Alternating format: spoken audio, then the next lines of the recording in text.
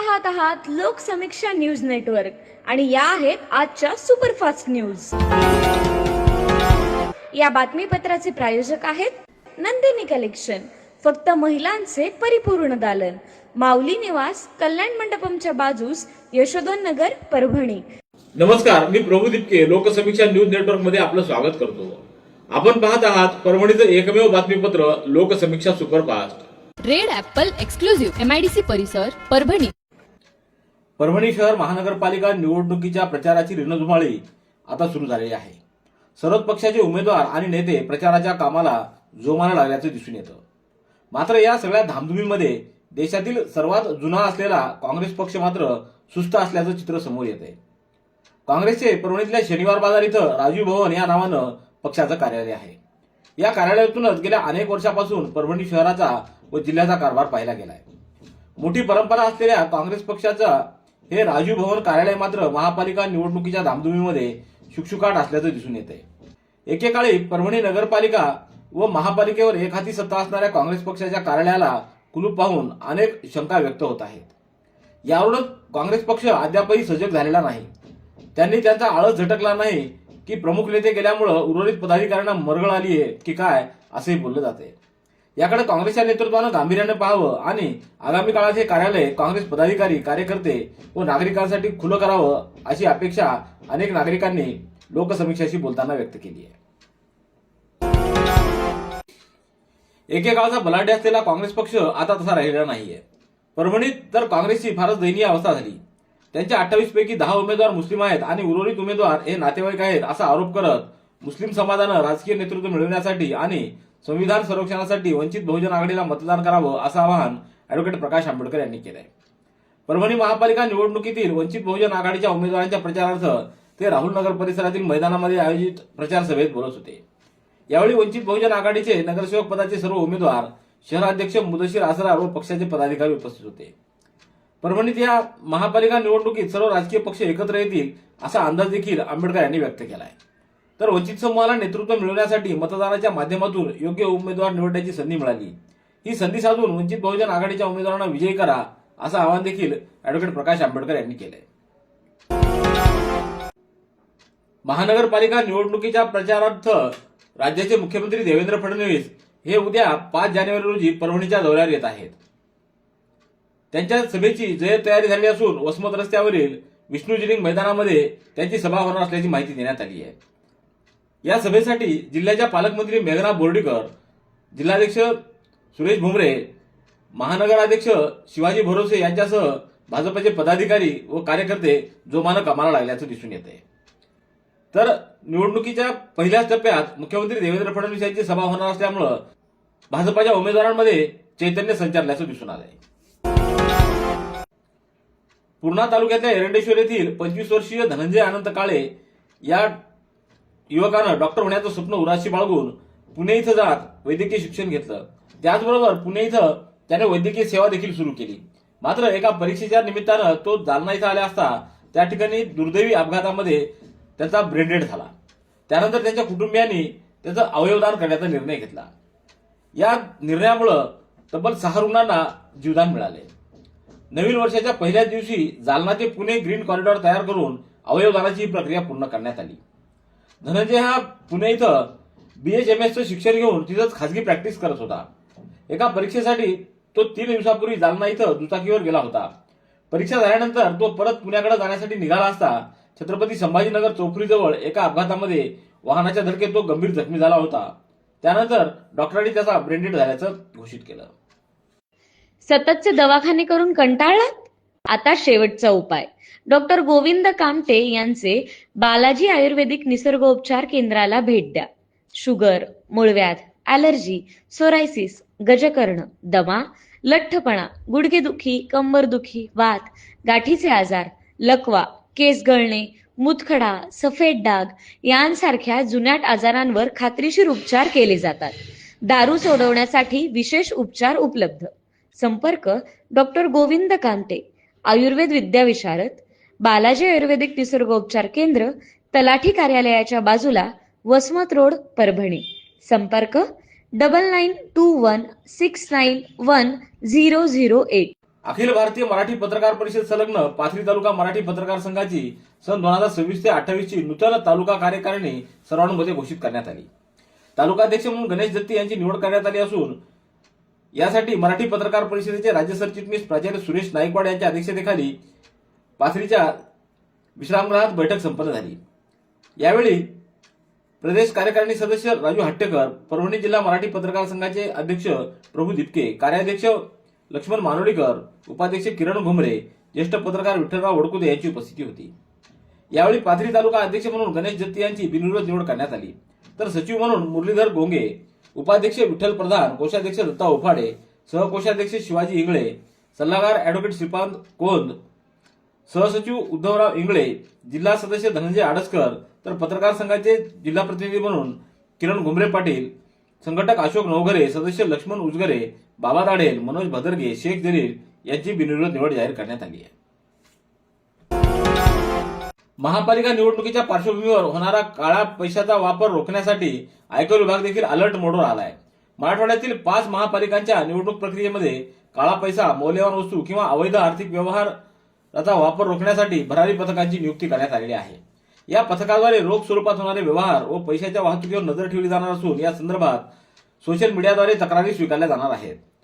महापालिका निवडणुकीसाठी यंदा सर्वच राजकीय पक्षांमध्ये इच्छुकांची मोठी संख्या असून सत्ताधारी भाजपचेही मोठ्या संख्येनं उमेदवार आहेत. निवडणूक काळामध्ये मतदारांना आकर्षित करण्यासाठी रोख रक्कम, दागदागिने, भेटवस्तू किंवा मौल्यवान वस्तूचा वापर केला जाऊ शकतो. अशा घटनांची माहिती मिळाल्यास तात्काळ नागरिकांनी आयकर विभागाशी संपर्क साधावा. यामध्ये माजी नगरसेवक किंवा सत्ताधारी नेते मंडळी किंवा अन्य कोणीही रोखीचे व्यवहार, रोख वाहतूक करीत असल्याची माहिती दिल्यास ती गोपनीय ठेवल्या जाणार आहे. यासाठी टोल फ्री क्रमांक आणि ईमेलद्वारे संपर्क साधण्यासाठी सुविधा उपलब्ध करून देण्यात आली आहे. अवैध आर्थिक व्यवहाराची तक्रार टोल फ्री क्रमांक 1800-233-0355 1800-233-0356 या क्रमांकावर करता येणार असून व्हॉट्सअप क्रमांक 9403-390980 या क्रमांकावर फोटो आणि व्हिडिओ पाठवता येतील. महानगरपालिका निवडणूक 2026च्या पार्श्वभूमीवर प्रभाग क्रमांक 15 मध्ये राष्ट्रवादी काँग्रेस पक्षाच्या उमेदवारांची प्रचार रॅली संपन्न झाली. या रॅलीला प्रथम महापौर तथा शहर जिल्हाध्यक्ष प्रताप देशमुख यांची प्रमुख उपस्थिती होती. यावेळी माजी नगरसेवक राजू शिंदे, सुरेंद्र रोडगे, माऊली मोहिते, कृष्णा कटारे, उमेदवार सिद्धांत हाके, वैभव शिंदे, अस्मिता वाकळे, दीपाली कटारे आदींची उपस्थिती होती. परभणी शहरातल्या आनंदनगर परिसरातील मतदानासाठी संत तुकाराम विद्यालय इथं सुरू असलेलं 211-216 व 217 असे 3 मतदान बूथ अचानक बदलण्यात आल्यानं नागरिकांमध्ये तीव्र संताप व्यक्त होत असून या विरोधामध्ये आज धरणे आंदोलन करण्यात आले. कोणतीही पूर्वसूचना, जनसुनावणी अथवा नागरिकांचा सल्ला न घेता मतदान बूथ बदलल्यामुळे ज्येष्ठ नागरिक, महिला व दिव्यांग मतदारांना मोठ्या अडचणींना सामोरं जावं लागणार आहे. नवीन बदललेले बूथ हे 1 उड्डाणपूल व 2 रेल्वे गेट ओलांडून जवळपास 5 किलोमीटर अंतर जावं लागणार असल्यानं या अन्यायकारक निर्णयाच्या विरोधात आज आनंदनगरातील मतदारांनी एकत्र येत जोरदार आंदोलन केलं. त्याचबरोबर ही मागणी मान्य न झाल्यास मतदानावर बहिष्कार टाकण्याचा इशारा देखील त्यांनी दिलाय. Red Apple furniture, smart furniture for smart people. Exclusive Parbhani शहरातील भव्य शोरूम रेड ॲपल एक्सक्लुझिव्ह, भारतातील स्मार्ट फर्निचर ब्रँड आता आपल्या परभणी शहरामध्ये. हो, आता आपल्या परभणी शहरामध्ये. या अंतर्गत ऑफिस, बेडरूम, डायनिंग, लिव्हिंग इत्यादी प्रकारचे फर्निचर आपणास मिळेल. Bedroom set, bed, dressing table, sofa set, कपाट, डायनिंग टेबल टीपॉय आणि स्टील फर्निचर इत्यादी सर्व प्रकारचे फर्निचर तेही आकर्षक किमतीमध्ये उपलब्ध आहे. एक वेळ अवश्य भेट द्या. रेड ॲपल फर्निचर, MIDC परिसर, भारतीय स्टेट बँकेच्या जवळ, परभणी. पूर्णा शहरातील पंचशील नगर परिसरातील बोर गेल्या काही दिवसापासून नादुरुस्त झाल्यामुळे नागरिकांना पाणी टंचाईचा सामना करावा लागत होता. ही गंभीर समस्या लक्षात घेऊन नगरसेवक गौतम भोळे यांच्या नेतृत्वाखाली तातडीनं बोर दुरुस्तीचं काम हाती घेण्यात आलं. गौतम भोळे यांनी संबंधित यंत्रणेशी समन्वय साधत दुरुस्तीची प्रक्रिया वेगानं सुरू केली. दुरुस्ती झाल्यानंतर बोर पुन्हा कार्यान्वित झाला असून परिसरातील नागरिकांना नियमित पाणी पुरवठा सुरू होईल. या कामामुळे पंचशील नगरमधील नागरिकांना मोठा दिलासा मिळाला आहे. नागरिकांनी गौतम भोळे व त्यांच्या सहकार्याचे आभार मानत भविष्यातही अशाच प्रकारे जनहिताची कामं सुरू ठेवावीत अशी अपेक्षा व्यक्त केली आहे. तर निवडणूक ही केवळ सत्तेसाठी नसून जनसेवेसाठी असते हे कृतीतून दाखवून देत विकास कामाचा वेग कायम ठेवण्याचा निर्धार गौतम भोळे यांनी बोलून दाखवलाय. परभणीच्या ज्ञानसाधना नीट जेईई फाउंडेशनमध्ये सावित्रीबाई फुले जयंती उत्साह साजरा करण्यात आला. 3 जानेवारी रोजी ज्ञानसाधना प्रतिष्ठान नीट जेईई फाउंडेशन 6वी ते 10वी या विभागामध्ये क्रांतीज्योती सावित्रीबाई ज्योतिराव फुले यांची जयंती, बालिका दिन तसंच स्त्रीमुक्ती दिन म्हणून उत्साह साजरी करण्यात आली. यावेळी फाउंडेशनचे समन्वयक आरजी पोले यांच्या हस्ते क्रांतीज्योती सावित्रीबाई फुले यांच्या प्रतिमेचं पूजन करून पुष्पहार अर्पण करण्यात आला. पूर्णा नगर परिषदेच्या नगराध्यक्षपदी विमलबाई लक्ष्मणराव कदम यांची निवड झाल्याबद्दल नगराध्यक्ष प्रतिनिधी म्हणून नितीन उर्फ बंटी कदम, नूतन नगरसेवक राजेश भालेराव यांचा चर्मकार समाज बांधवांच्या वतीनं सत्कार समारंभाचं आयोजन करण्यात आलं. याप्रसंगी समाज बांधवांनी पुष्पगुच्छ व शाल देऊन नितीन कदम, राजेश भालेराव यांचा सन्मान करून अभिनंदन केलं. यावेळी डॉक्टर चंद्रभान गंगासागरे, लिंबाजी गायकवाड, शंकर जोगदंड, पूर्वाजी आसोरे, हरी आसोरे, सुभाष सूर्यवंशी, नवनाथ सातपुते, बाबाराव कसारे, गजानन सूर्यवंशी, लक्ष्मण परसुते आदींची उपस्थिती होती. ज्ञानसाधना प्रतिष्ठान व सावित्री मंचाच्या संयुक्त विद्यमानं ज्ञानसाधना प्रतिष्ठानमध्ये सावित्रीबाई फुले यांची जयंती उत्साहात साजरी करण्यात आली. कार्यक्रमाच्या अध्यक्षस्थानी संस्था सचिव शीतल सोंटके यांची उपस्थिती होती. यावेळी संस्थेतील सर्व महिला समन्वयक, महिला विभाग प्रमुख तसंच महिला शिक्षक व शिक्षकेतर कर्मचारी मोठ्या संख्येने उपस्थित होते. कार्यक्रमाची सुरुवात सावित्रीबाई फुले यांच्या प्रतिमेचं पूजन करून करण्यात आली. त्यांच्या शैक्षणिक व सामाजिक कार्याला उपस्थित मान्यवरांनी भावपूर्ण अभिवादन केलं. मांडाखळी उमरी इथं 8 जानेवारी रोजी महाराष्ट्र प्रदेश काँग्रेस अनुसूचित जाती विभागाचे प्रदेशाध्यक्ष सिद्धार्थ हत्यांबरे यांच्या वतीने आयोजित करण्यात आलेल्या आंतरराष्ट्रीय धम्म परिषदेच्या सभामंडपाचं पूजन नुकतंच करण्यात आलंय. 3 जानेवारी रोजी पौर्णिमेच्या निमित्तानं हे भूमिपूजन करण्यात आलं. यावेळी पूज्य भंते मोगलायन यांनी उपस्थितांना त्रिसरण पंचशील दिलं. त्यानंतर भूमिपूजनाचा कार्यक्रम संपन्न झाला. तर पहिल्या आंतरराष्ट्रीय धम्म परिषदेला जागतिक कीर्तीचे विद्वान बौद्ध भिक्खू यांची धम्मदेशना संपन्न होणार असून त्या निमित्तानं विविध देशातील उपासक आणि उपासिका देखील येणार आहेत. जागतिक धम्मध्वज दिनाच्या निमित्तानं पहिल्या होणाऱ्या आंतरराष्ट्रीय परिषदेला मांडाखळी आणि उमरी परिसरातील बौद्ध उपासक आणि उपासिका यांनी मोठी तयारी केल्याचं दिसून येत आहे. यावेळी डॉक्टर सिद्धार्थ हत्यांबरे यांच्यासह सुनील तुरुकमाने, मिलिंद घुसळे, मंचक खंदारे, अमोल धाडवे आदींची उपस्थिती होती.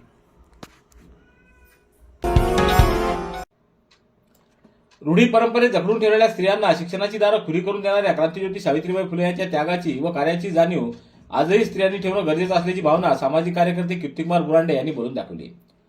वसमत रस्त्यावरील आबा ट्रेडर्स इथं आयोजित सावित्रीबाई फुले जयंती अभिवादन प्रसंगी ते बोलत होते. यावेळी आबा कारेगावकर, तुकाराम गरड, माधव कदम, रणजित कारेगावकर यांची उपस्थिती होती. तर कार्यक्रमासाठी रामप्रसाद काळे, बालाजी दळवे, विष्णू मेहत्रे, रघुनाथ शिंदे, अंगद जवळदाळ आदींची उपस्थिती होती. मानवत शहर हे तालुक्याचं ठिकाण असल्यामुळं तालुक्यातील 54 गावातील नागरिकांचा दैनंदिन संबंध या शहराशी येतो. तसंच शहर हे नगदी व्यापारपेठ असल्यामुळं शहरात शेतकऱ्यांचा नेहमी ये जा असतो. तर खरेदी विक्रीचा व्यवहारही मोठ्या प्रमाणात होतो. शहरातील 80 फुटाचे रस्ते अरुंद झाल्यामुळं हा रहदारीचा प्रश्न गंभीर बनत चाललाय. शहराची वाढती लोकसंख्या त्याचबरोबर हातावर पोट असलेल्या व्यापारी वर्गाची वाढती संख्या लक्षणीय असल्यामुळं छोटे छोटे उद्योग धंद्यामुळं व्यापारपेठेत नेहमीच वर्दळ असते. दवाखाने, बँका ही प्रतिष्ठानं मेन रोडवर असल्यामुळं शेकडो वाहनांची गर्दीही शहरातील मुख्य रस्त्यावर असल्यामुळं हा पार्किंगचा प्रश्न समोर आलेला आहे. महाराष्ट्राचे तंत्र शिक्षण मंडळ मुंबई यांच्या वतीनं घेण्यात आलेल्या हिवाळी 2025चा निकाल नुकताच जाहीर झाला असून यामध्ये परभणी येथील मराठवाडा शिक्षण प्रसारक मंडळ संचलित श्री शिवाजी तंत्रनिकेतननं घवघवीत असं यश संपादन केलंय. दरवर्षीप्रमाणे याही वर्षी उत्कृष्ट निकालाची परंपरा महाविद्यालयानं कायम राखली आहे. यात कॉम्प्युटर विभागातील अभिमन्यू मुठाळ यानं 93.18% गुण घेऊन महाविद्यालयात प्रथम क्रमांक मिळवला आहे. यासह अन्य विद्यार्थ्यांनी उज्ज्वल यश संपादन केलंय. या सर्व यशस्वी विद्यार्थ्यांचं शिक्षण मंडळाचे अध्यक्ष आमदार प्रकाशदादा सोळंके, सचिव आमदार सतीश चव्हाण, स्थानिक नियामक मंडळाचे अध्यक्ष अनिलराव नखाते तसंच शिवाजी तंत्रनिकेतनचे प्राचार्य डॉक्टर शाहीर ठेकिया व सर्व विभाग प्रमुख व शिक्षकेतर कर्मचाऱ्यांनी या विद्यार्थ्यांचं अभिनंदन करून त्यांचं कौतुक केलंय. रेड ॲपल एक्सक्लुझिव्ह MIDC परिसर परभणी. याबरोबरचे बातमीपत्र संपलं. पुन्हा भेटूया उद्याच्या सुपरफास्ट बातमीपत्रात. पाहत रहा लोकसमीक्षा. तुम्हाला हे बातमीपत्र कसं वाटलं याबद्दल आपली प्रतिक्रिया नोंदवा. दररोजचे अपडेट्स मिळवण्यासाठी लोकसमीक्षा चॅनलला सबस्क्राईब करा. धन्यवाद.